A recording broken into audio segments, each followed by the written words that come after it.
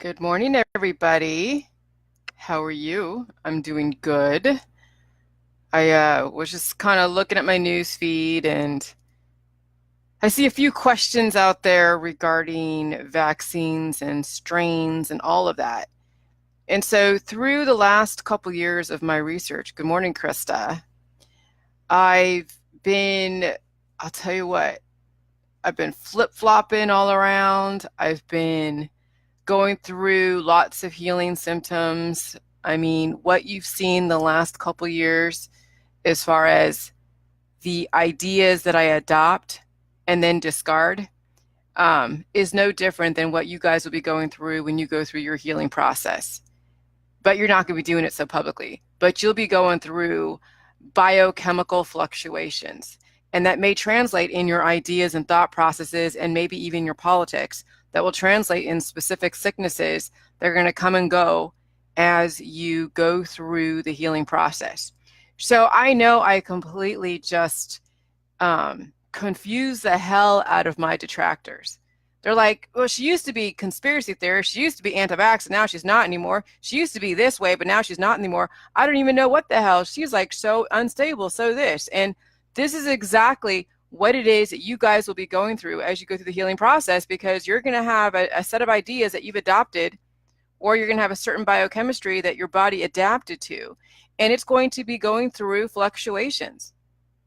And so exactly case in point, the last couple years, you've seen me go through the crazy fluctuations, and that does translate into what is obvious, which are the ideas that I used to adopt and have changed and understand. So what's the example? It's the example of the vaccines. Yeah, Krista, it does change so many of your thought processes. But, as far as the vaccines go, this is one of the biggest things, because that was something that I really felt a couple years ago that they were really harmful. But the reason why I came from that direction was because I didn't know that it was about balancing forces. I didn't know that there are countering elements that, even though, you're getting a specific amount of minerals. Okay, you can call them toxins. I mean, but they're trace minerals, heavy metals, but you're getting a certain amount of trace minerals in the vaccines. I really thought those were harmful, but I didn't realize that you actually can counter those trace minerals if there seems to be an overproduction of them. You can counter with other minerals. And so, you know, and that's kind of where everybody is coming from who are in the anti-vax, is they're not aware of how elements actually work. And they're not aware of that when you do get sick from a disease or a pathogen, you actually mutate it. So as soon as you get sick from whatever, whether it's measles, mumps, rubella, I guess, chicken pox, any type of strain, the flu, you actually mutate that disease. And so when the population gets infected, the disease mutates. And so whatever vaccine was put out there that is a weak attenuated virus, whatever vaccines are put out there, they're going to be rendered defunct because now you have a new strain that they have to go and create another vaccine for. And so it's like, it's a never-ending circle of disease, mutations, vaccines, disease, mutations, vaccines, and if you get, let's say for hypothetical, you get everybody vaccinated. Well, there's still going to be somebody who is not going to take care of themselves. They're going to get a reaction to the vaccine for whatever reason. They go through the sickness, and then, of course, they're not going to quarantine themselves. So they're going to give that sickness to somebody else. They get sick with the pathogen that then mutates, and they're not going to quarantine themselves because they're around other people. And that's how then new diseases crop up, because we don't quarantine ourselves when we get sick. We are around people all the time. We don't, I mean, it's hard to say how long someone is in inflammation status to where they're shedding the vaccine, shedding the virus. And so, when you're sick, no matter what, you are now a walking pathogen, no different than Monsanto's Roundup, okay? So it's like, I've gone through my fluctuations. So yes, my book that's out there right now, totally anti-vax in that book. But since that book came out, I've completely changed my position. And so it completely confuses those out there. They're just like, what? WTF, Jillian? WTF, Jillian? What the, And it's more the fact that I finally came back to center. I realized the need for the CDC, the need for the FDA. People demonize the FDA to fit their agenda. They think that I'm subject to FDA standards. They think that a recipe is subject to FDA standards. No, a recipe is not subject to FDA standards. So, but we see people when they have a bone to pick with whoever, that they will demonize a government agency for whatever reason, but they don't understand the role of this government agency. They don't understand what their duties are. There's very specific, narrow duties. They're not like, God. Somebody has a recipe and you don't happen to like it because you don't like the ingredients. It doesn't mean that it's dangerous. It means that you just don't understand the ingredients and you have to do further research. So the FDA is not going to even respond to someone's request to go look at the chili juice recipe because it's going to violate FDA standards. It's not mass produced, for one. It's not going through any kind of processing through any kind of plant, or facility. So there would be no FDA regulations on chili juice. Now, when it comes to advertising, that's a different story. And so, I learned about the advertising and cleaned that up. And so, there it is. But the FDA has a role when they deal with poisons, okay? And so, of course, they will go and make sure that the vaccines are up to FDA standards, that the amount of trace minerals that are in the vaccines are okay enough for the general population. Of course, if you get an adverse reaction, well, what you brought to the table is going to determine what that reaction is. And what I've seen, my friends, which I completely understand. I understand being anti-vax, and I understand that you making the connection that it may have a factor in some of the diseases out there that have mutated, but it's still what you bring to the table, and then whether or not you actually have countered the element and fixed the mutation. And since the government can't figure out who's going to do what, they don't know if you're going to go and counter the elements. They don't know if you're going to fix the mutations. All they want to see is that you have some level of protection, whatever it is. And some people do bring to the table vast amounts of mutations, diseases. And so when they do get exposed to someone who is full-blown measles, a very strong strain of measles, it could potentially kill somebody. Well, I get it, because I understand what you bring to the table is what's going to determine how it is you're going to react. So no different with chili juice. What you bring to the table is going to determine how your healing process is going to be. People have tried to blame chili juice for what they bring to the table. And, that's why the OAG responded and asked me to say, hey, can you prove this is a probiotic? Well, I proved it's a probiotic. So that's 13 million testimonies and 13 million pieces of proof that no, it's not going to get substantiated by a government agency, because they don't take sides in politics such as this. They just want to give the information out there, and it's up to you to do your research and say, okay, is probiotics good or is probiotics bad? That's really strictly up to you to do your research on that. And if you don't, then I can't help ignorance. And so, that's why they asked me to do those substantiations. So that way the report is out there. You can download it. You can do an inquiry. You can look at the test results and you can see. So, anyways, I know I got off on a tangent there. But what you bring to the table is seriously what you're going to experience during the chili juice process. And that's probably the biggest misunderstanding with chili juice, is the fact that people bring to the table so many mutations, and they're so used to anesthetizing themselves that when somebody actually says, you got to now deal with your mutations, and they do, they think that I caused something. No, it's the fact that you have mutations left unchecked, and now you have to bring them to surface in order to heal. And if you don't want to, then get the hell off of chili juice. Okay? And I've made that actually very, very clear in the beginning. Pain is healing. I didn't have all the exact verbiage in the science to say, okay, the prostaglandin hormone, the calcineurin hormone, which induces autophagy, how do you explain waterfalls? Well, it's basically an autophagic process. We're dealing with electrolytes, we're dealing with probiotics, we're dealing with nutrients from cabbage and kale, we're dealing with basically fermented using pink Himalayan salt. We're not fermenting sugar, we're not creating alcohol. When you ferment sugar, you create sugar alcohols. Okay? We're not doing that. We're changing your biochemistry using the right elements. And yes, you're going to feel pain. And yes, you're going to think that something is going on. Of course. Do you realize that people have been dealing with pain for so many years? Like so many years. And what do they keep doing? They keep taking drugs. They keep taking pills, powder supplements, detoxes, prescription drugs, cannabis.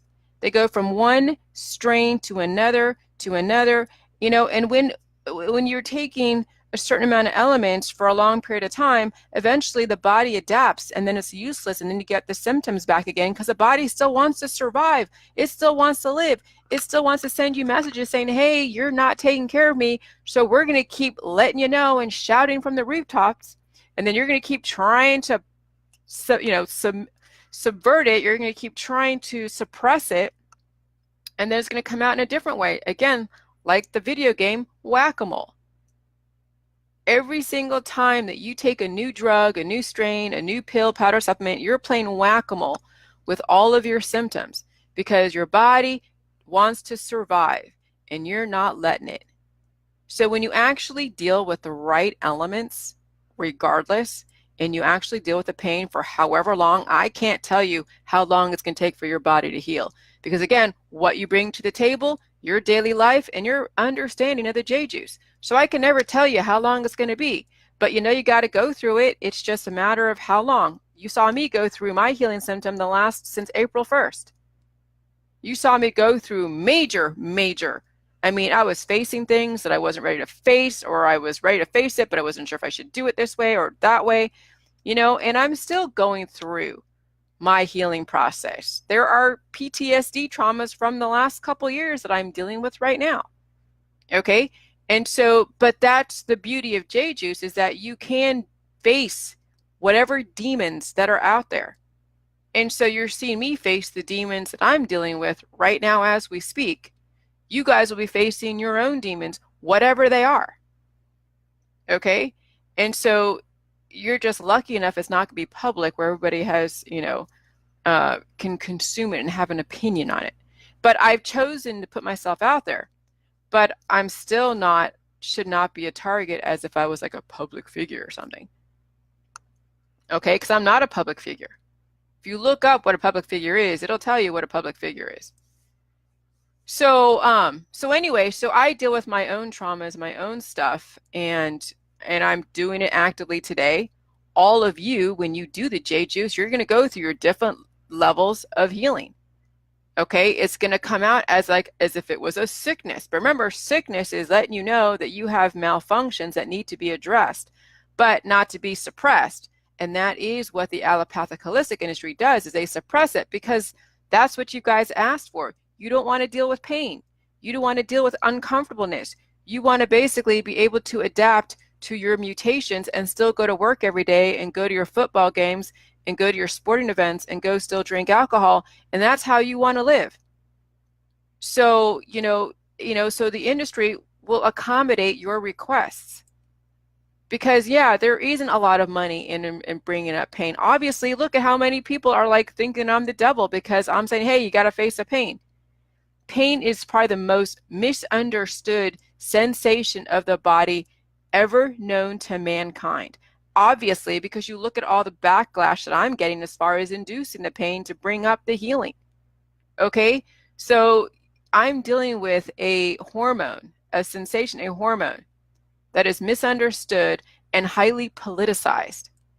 Highly politicized. And I didn't even plan it that way. I just knew, in my life, why I never became a crazy drug addict or an alcoholic or a pill popper or any of those types of people who are addicted to something, Yeah, coffee was one of my biggest addictions. Um, but the reason why is because I knew when I went through some kind of trauma, whatever it was, I was not going to hide behind, marijuana for a long period of time. I wasn't going to hide behind alcohol. I wasn't going to hide behind, opioids or any other types of anesthetizing drugs because I needed to feel the pain. I needed to deal with it and I need to move on. And sometimes I would use therapeutic approaches. Yes, I would go see a counselor. Yes, I would go and take Theraflu. Okay, so there are certain things that I did do because of physical manifestations that I needed to figure out. But when it came to major like traumas or breakups or best friend situations, I didn't go drown myself into a bottle. Okay, and say, okay, I'm going to self-medicate for the rest of my life. That's never been my go-to. So this whole thing with J Juice was a natural transition to what I already had as far as my own personal ethics. And I didn't even have like the J Juice or the conspiracy world or anything really to fall back on as far as that. It was just my MO. Deal with it. Figure it out. Sometimes I would run away from it. Sometimes I wouldn't. Sometimes I would actually deal with it. So it's like, so this is why I guess that, I was able to see through the beginning of J Juice because yeah, I mean, I already knew what happened in the holistic world. They're going through all their detox symptoms, but that's different. You're poisoning your body with the holistic world. You're taking in extreme amounts of heavy metals. I mean, there's chemotherapy, there's bentonite clay, there's the kombuchas, there's the diatomaceous earth, there's the turpentines, there's the saltwater flushes. Okay, there's so many different detox things, fasting that happen in the holistic world, and they go through biochemical changes. But it's the context of where you're coming from is the difference. Okay, so when you look at J Juice, it's a probiotic. You're getting the salt, you're getting the electrolytes, which is in the salt, the minerals, the lactobacillus, you're getting the water, you're getting the nutrients from the cabbage and kale. It's like pre-digested down to a point where you're able to have it be bioavailable to your body so it's easily absorbable. It's a totally different context. And yes, the waterfalls, when your body finally induces autophagy the way it's meant, you're going to shit your brains out. But it doesn't happen forever. It just happens during that time that you bring in that certain amount of the J Juice. Because that's the autophagic process of releasing pathogens that you've been harboring. Mucus placoid. You know how much mucus is in people's poop in their colon? Okay? People harbor mucus in their colon, in their stomach, in their digestive system for years. And you know what that is that mucus has all these pathogens that is harbored. And then what happens is it creates antibodies and then it agglutinates and it turns into another type of disease. And so that's why you have so many offshoots of the same disease because of the agglutination of the antibodies. And then all this mucus that you're harboring. So whenever you have a cold, you got to get the mucus out because that is all the pathogens that is protecting you. The pathogens, the mucus is protecting you from the pathogens that are in your body, and then you got to release it. So when I was sick, last year, my last time I was sick was when I came back from Dr. Phil. That was the last time I was sick. Okay, that was the last time I was sick. And I remember going through that process. Now, if I had drunk a bunch of J Juice, it may not have been like a month, but I was sick for about a month. But I also was going through a major amount of stress too. Okay, I mean, when you get on national television to have people just attack you left and right, it does bring about a certain amount of stress. And of course, I didn't have all of my science figured out, but I knew I had theories.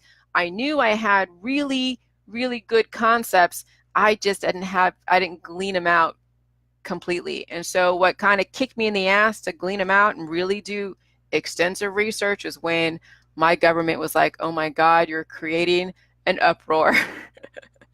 Please substantiate everything that you're saying. Is this juice a probiotic? Friends of mine said, go get it tested. I got it tested, did more of the research. And I've done even more extensive research since the OAG, since my first book came out, published. And so, so you're seeing the whole fluctuations. So vaccines, in of itself are not bad. But again, what you bring to the table is one. Number two, the government can't legislate morals. They can't force you to eat healthy to stop mutating diseases. Because if we were a healthy population, like 100% healthy, we wouldn't have disease mutate and then be passed around from person to person. The reason why people catch disease is because they have a very low immune system. They have a very weak body, which means that when you have a low immune system, a weak body, you're going to sustain, the upset of homeostasis, which is the exposure to somebody's pathogens. Okay, and then your body is going to go into an upset of homeostasis, inflammation stage. So you're going to see sickness, which is basically right there watching somebody mutate. When you get sick, you are mutated. Period. Anytime anybody gets sick, that is a type of mutation. Now, whether or not you fix that mutation is completely up to you. But what the government worries about is the fact that people have very weak immune system, weak bodies being exposed to very, very strong pathogens that could take a person down. Okay? When you get so many strong pathogens coming at you at once, it's no different than mixing A, B, and O blood together. The O negative person would die from an AB positive blood transfusion. That's essentially what is like when a person who is very, very sick gets exposed to a very, very sick person. New pathogens. And then all these antibodies get created. And what happens is it overwhelms the body, and it could shut people's bodies down or cause them into certain types of codes in the ER. Okay, when someone takes a new drug and their body isn't used to it, and it's a major, like strong drug, and they get some kind of like reactions because the body just create all these antibodies from that, and then then the weakened parts of their body get weakened even more, and then symptoms happen, and sometimes they're sudden symptoms like a heart attack or a stroke. But J-juice would never cause heart attacks or strokes because it's not poisonous. Okay? If you drink something that's salty, you drink water. People act as if J-juice is only salt. It isn't only salt. It's lactobacillus, it's water, it's nutrients. Water is salt's balancing force. Whenever you eat popcorn that's salty, what do you naturally do? You drink water. Okay? So, a lot of things, even in the mainstreamers, are highly, a lot of things the mainstreamers are pointing out are highly misunderstood. Like I'm watching a mainstream right now, kind of like, insulting the FDA. They think because the FDA isn't coming after me, that means that they have lax regulations. What kind of thought process is that? I mean, how convenient is, to demonize a government agency because they're not coming after J-juice? That's not the FDA's role, is to go and regulate recipes in a book. That's not their role. Okay? You have to understand what these government agencies are there for. They're there to kind of, cater to the lowest common denominator, be that balancing force against opinions and suppositions, and say, hey, I don't care what your opinion is. Here is the rules of law. That's the only balancing force in our society. If you don't have laws, then you're going to have anarchy. And we're not trying to go to anarchy, okay? If we try to go to anarchy, then guess what? We're going to have public lynchings of people who are misunderstood. Do you really want to go back to the 1800s? Do you really want to go back to the 1960s, the 1950s? Do you really want to go back to the 1400s, the 1300s, when the Christians were being mauled by the lions? Do you really want to go back there? Or do you want to really go back and understand the rule of law, so that way that's a balancing force, so we know what boundaries we don't cross? But we have too many people that totally discount the rule of law, and they think their opinions are the rule of law, and they're not. And so that's why you have to understand what these agencies are about, what the CDC. The CDC didn't create all these diseases. They're just annotating the mutations of pathogens because people are not taking care of themselves, regardless if they believe in vaccines or not. If people aren't taking care of themselves, they're mutating diseases And you're going to see diseases like right now, the Ebola virus that's out there in the Congo or in Africa or some parts of Africa. And that's going to be a new global epidemic because yes, you know, it's going to go and mutate. If people are coming down with Ebola, it means that the strain is being mutated and then being passed around. And if you have a very immunocompromised body for one, a weak body for two, and then you get exposed to Ebola, yeah, you're going to suffer. But if you understand that you need strategic nutrition, you need to build up your immune system and strengthen your body, not just build up your immune system, because you have a very strong immune system and a weak body, you're going to be aging. That's the thing about balance. So, you know, I'm not even going to say J-juice, but strategic nutrition, where you have a strong body and a strong immune system, you can walk through a pathogenic crowd and it's not going to affect you. I was around my husband who was sick. He mutated a flu bug. Okay, but I was right next to him. I know I was exposed to a new pathogen, but guess what? I think maybe the only symptom that I probably experienced was being tired. And then guess what? I was blowing my nose a little bit more one morning, which means that if it was the pathogen, which I can never tell you, I can't prove to you that it was that was the pathogen that came out, but that's the body's natural filtration process. Is when you blow your nose in the morning, it means you're releasing pathogens. When you poop and you pee in the morning, you're releasing pathogens. Why are they pathogens? Because your body doesn't need the excess minerals. It doesn't need any excess bacteria. It doesn't need any possible parasites that you may have ingested in whatever food, whether it's a salad or a hunk of meat. Okay? So your body has a filtration process. Understand it. Don't subvert it because you don't want to feel uncomfortable. Understand what the point is of all the different systems in your body.